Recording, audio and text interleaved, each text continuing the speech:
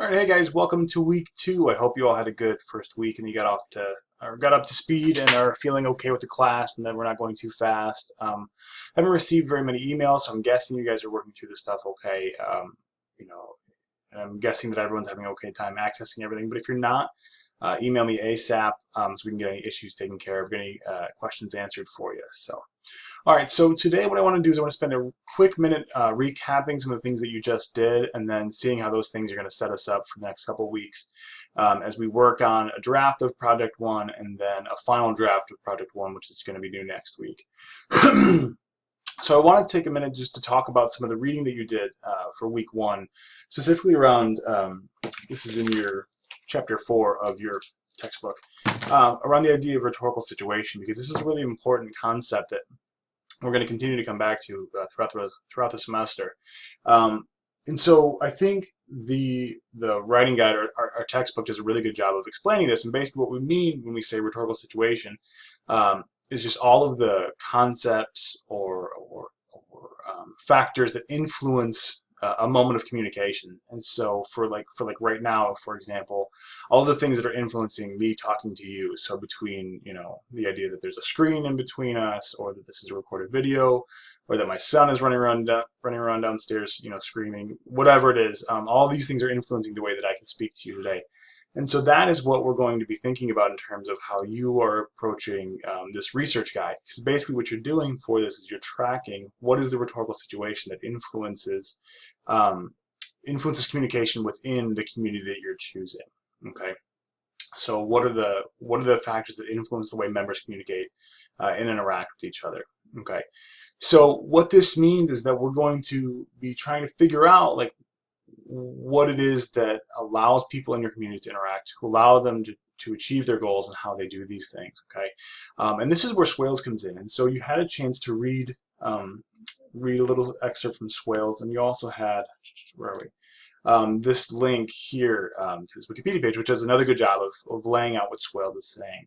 So Swales gives us those 6 categories that basically allow us to track the discursive practices of your community. And so here they are right here, if you can't find them. Essentially, these are the 6 main components that each community has to have for it to be considered a discourse community, right? A community that's centered around communicating and interacting in order to achieve a goal, right? And so they have common goals that are made public.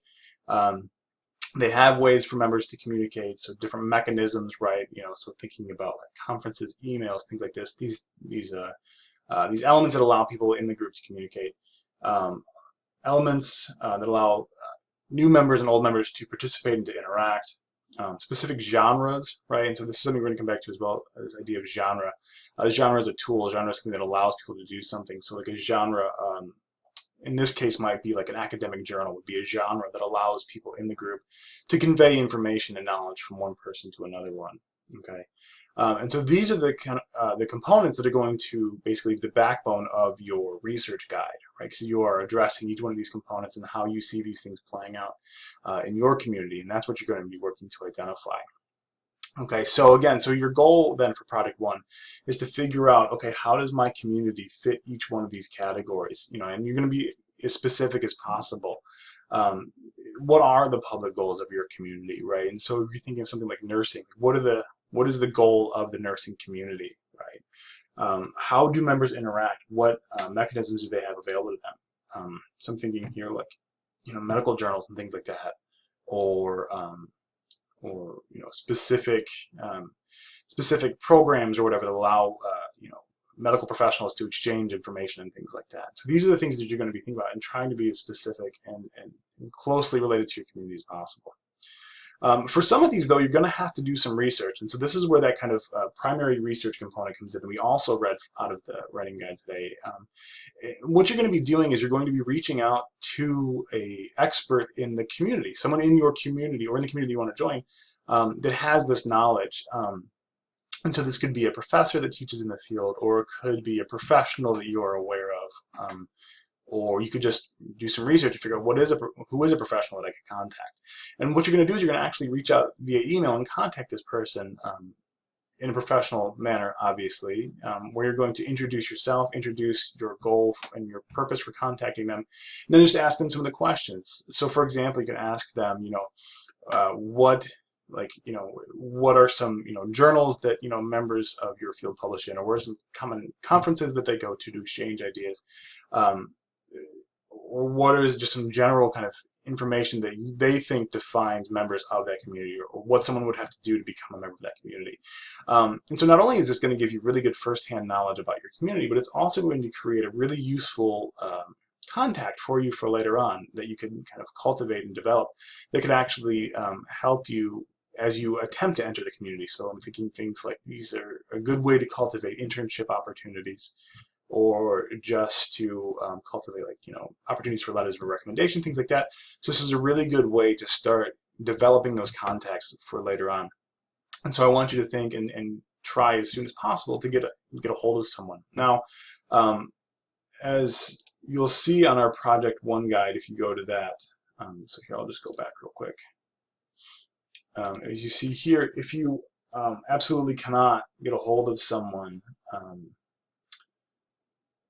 and can't, where are we? If you can't get a hold of someone, you also have the option to contact a librarian working in the field. And so what you would do then is you would go, I'll show you, and this is something that you should be using as well.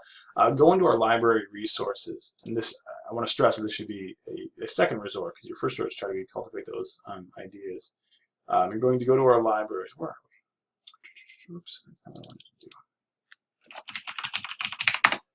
do. If you go to our libraries and you log in, you're going to see that we have library resources available to you. And you're going to actually look for the specific librarian related to your, where are we? Related to your field. I'll show you where to find that. We're right back to where we were. I don't want stories. Here we go. Okay. And so you can come over here and ask a librarian. Really what you're going to want to do is you're going to come into this research guide section. And this is going to be a really useful way to start to figure out how to make your life easier as a researcher, because this is going to be stuff that's cultivated specifically for your community. So go to these research guides, find one that relates to your field, nursing, business, whatever. So for example, let's just go to business.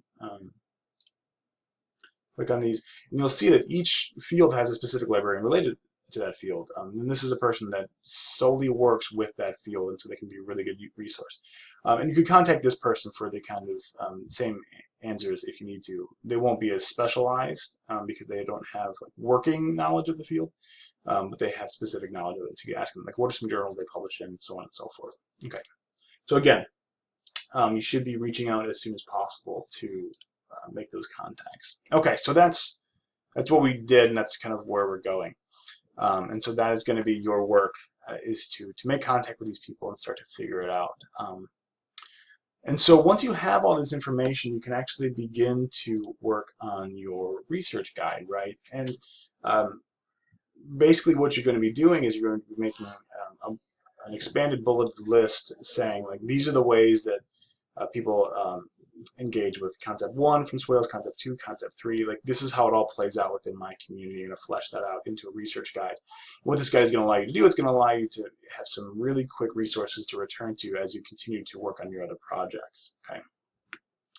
But I want to look at some specific examples. So I put some student examples I want you to look at on week 2, just to help figure out what this thing actually looks like. So let me pull it over here. Here we go. So this is an example of a student that did really well, and this is what their research guide looked like. They had a brief introduction that explains their goal for the project, a brief introduction of the person they interviewed, and then this is their list, or this is Swales' definition, they just had it in here.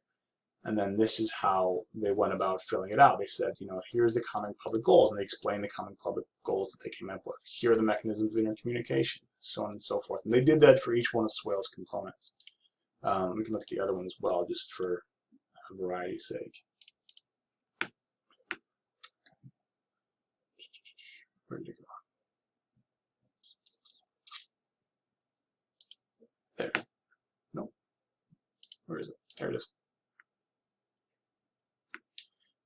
Okay, for some reason that one's not opening up, but it will open up when you click on it, but whatever. Okay, so that one is there as well. It's the same thing. It's just basically a fleshed out bulleted list explaining how your community meets each one of the 6 categories. And that's essentially what the research guide is. And this is going to be a really good resource to return to because it will have things like, here is a journal that I could look at later when I'm doing research on my community, and I have that right here. Here is a way that people interact. I can write about that later, and this is kind of what your later projects will rely on, is this knowledge that you're cultivating here.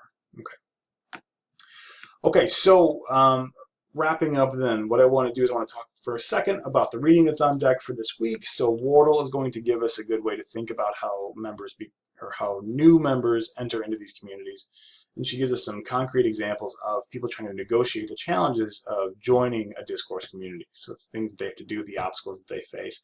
So it's a really interesting and really easy to read article that kind of puts all of Swales' ideas really into focus, right? We can see how someone's trying to negotiate the jargon, or how they're trying to match their own personal identity with this new identity that they're going to have to adopt. Okay, so that's what Wardle is going to do. So on Friday, then, you're going to have a draft of your research guide due. Now, this is a draft, so you obviously don't have to have all of the components there yet, but I do want to see that you're starting to flesh these things out. Now, clearly, you might not have any responses from your contact yet, but the stuff that you do have, I want to see that put up in there. Now, what's going to happen with these rough drafts is either tomorrow or Tuesday, I'm going to create peer-reviewed groups, and so I'll group you guys into groups of like 4 or 5, and these are groups that you'll belong to for the entire semester. And this is where you're going to be submitting your rough draft. So you'll upload a rough draft to your group, and then I'm going to expect your group members to kind of give you peer feedback, give you their responses to your work, and so on and so forth. And I'll do that as well. And this is how we'll do peer review: is you'll upload your drafts to these groups for each project. The same people will read your work. I'm going to try to group you guys together based on your interests. And that's kind of how we'll go about doing that. And so that will be due on Friday, and then by Sunday, I want to see you guys have completed these peer reviews. Okay, so that does it for this week's video. So remember, make contact with someone or reach out to someone. Go ahead and read through Wardle. She's going to give you a good way to think about how this stuff all plays out in the real world. And start to work on your research guide. Start to make your bulleted list of Swales' 6 components and how your community meets it, and start to flesh that out with a little bit of explanation. All right, guys. Thanks.